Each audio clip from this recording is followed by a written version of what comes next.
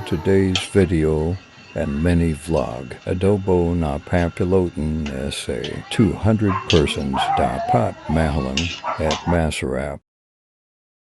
At yan na nga po si Master Chef Kulala Larenera. Unang ginawa, ginisa yung bawang tsaka sili para daw kapit yung halang. Kasi 12 pieces siya na 45 days na adobong mahalang. Chinop na natin. Tama sa gisang sili. So, yan, nagkikisa na po Adobo siya ni mga Kulala. katambay habang nakatambay tayo dito sa ating tahanan. At pinapalala yun. Pag-isa nyo, nilagyan na po yung toyo. Nilagay na niya yung mga manok na aming kinatay na 45 days kasi ang estimated naming mamumulutan ay mga 200 persons. At yan nga po mga katambay. Yan, kung nakita ninyo, ilang kilo yan ang aming na-chop.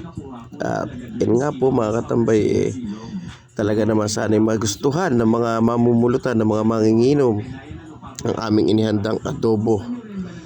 And ay ginanap noong victory ball namin. So ngayon ko lang na-upload. Late upload siya actually. Pero ayan po mga katambay.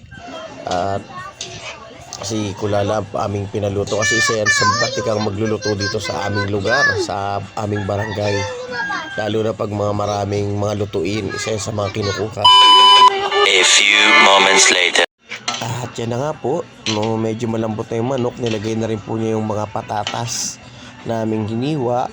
At yan, hintay na lang po natin lumambot at ready to serve na po yan sa pulutan, sa inuman mga katambay. Itsura pa lang talaga nakakatakam na. Salamat sa panonood mga katambay. Tara, tagay na!